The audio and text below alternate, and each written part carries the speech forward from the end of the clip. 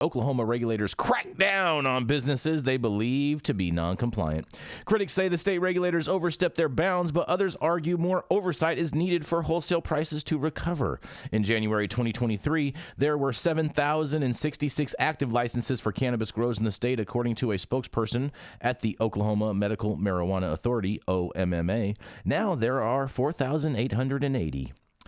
Through data-driven decisions, support, and feedback from medical cannabis patients, industry leaders, partners across state government, and Oklahomans spanning the state, we're able to tackle the illicit operations and non-compliant licenses effectively and efficiently, protecting the patient and public health, OMMA Public Relations Manager Portia Riley told MJ Biz Daily via an email.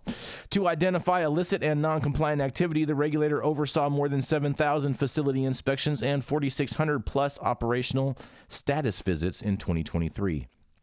The OMMA also used data from its online business complaint form, inventory tracking system Metric, and NCS Analytics, according to Riley. The agency's efforts yielded 1,314 administrative cases in 2023, and authorities seized tons of illicit marijuana and embargoed thousands of pounds of dried marijuana flower and plants, Riley said. A moratorium on cultivation licenses was extended in May until 2026, and in quotes, "We've also implemented a rigorous license application review process to prevent bad actors from ever entering our state's medical market," Riley noted. Oklahoma residents must have 75% ownership in licensed cannabis operations, but authorities allege some market players have skirted the rules by employing legal offices to help them bypass the law. In June, the OMMA published results from a study concluding that the state was producing 32 times more marijuana than was needed for its 332,000 registered MMJ patients. In quotes, "The large oversupply observed in the regulated system suggests that the licensed operators contributing to oversupply are very likely aiding to an illicit market, both at the point of cultivation and the point of retail sale," according to the study.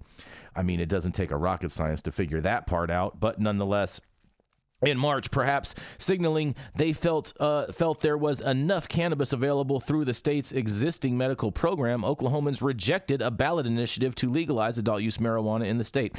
I don't agree with that. I think that's total BS too, that they're saying that the voters, it was just a bad bill in general, and that's why they rejected it, not because of an oversupply. Most consumers don't even have a concept of that. And wholesale marijuana prices have hovered at less than $1,000 per pound this year, according to New York headquartered wholesale platform LeafLink. As of January 3rd, the state reported 6.8 million in live plants in production, and Brunstein noted that the numbers collected by the OMMA didn't include plants that were already tracked by Metric or those bound for the illicit market. Well, of course they didn't track that. And some operators say the OMMA's actions extend beyond non-compliant actors, meaning that fully legal law-abiding operators are getting caught in the crossfire. The agency responded to the allegations last spring, saying the narrative that OMMA is shutting down businesses for minor violations is simply untrue and is being used to unnecessarily spark fear among businesses acting within the law, the regulator said in a memo published to its website. In November, the OMMA said it had filed 165 petitions to revoke licenses from facilities that have failed to have proper signage around the perimeter of their properties. And according to a former operator who did not want to be identified, many of the companies facing license revocation did, in fact, have the correct signage, but the cost of hiring a legal representative plus increased licensing costs prevented them from having a fair hearing on the matter. The OMMA has no plans to slow its inspection efforts this year, focusing some of its work on the state's 2,800 plus dispensaries.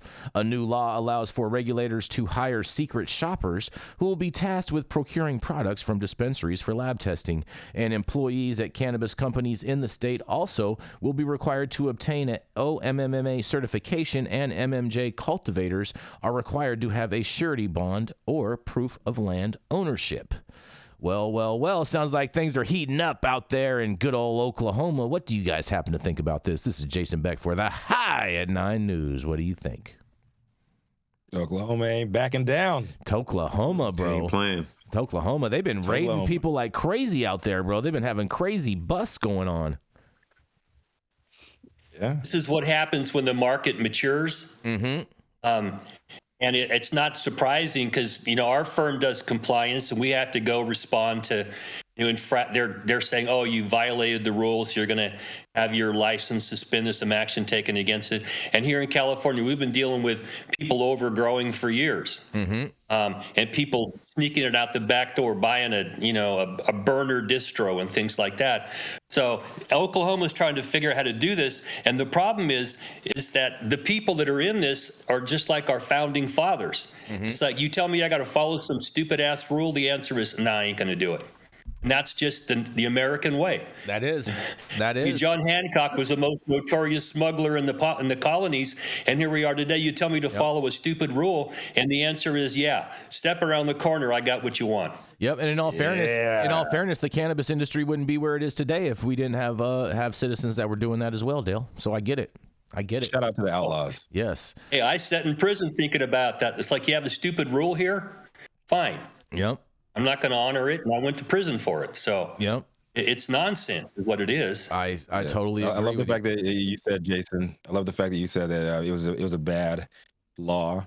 It was. I know plenty of cannabis activists and advocates down in Oklahoma for saying, we saw what happened to California. We see what's happening in these other states. Mm-hmm. We are not legalizing under this bullshit law. Exactly. And they're continuing to do what they do. Exactly right. I can't believe that MJ Biz Daily actually put that out there, saying that basically, I mean, to me, it's the same thing as the statement as the Attorney General in Florida when she says that the voters aren't capable of understanding what this law means. And to me, it's just like, are you saying that people are that stupid? I mean, obviously, if people are that stupid, they probably shouldn't even be able to fill out a form to vote in the first place. I mean, they elected Trump. Trump was the best thing they ever did for America.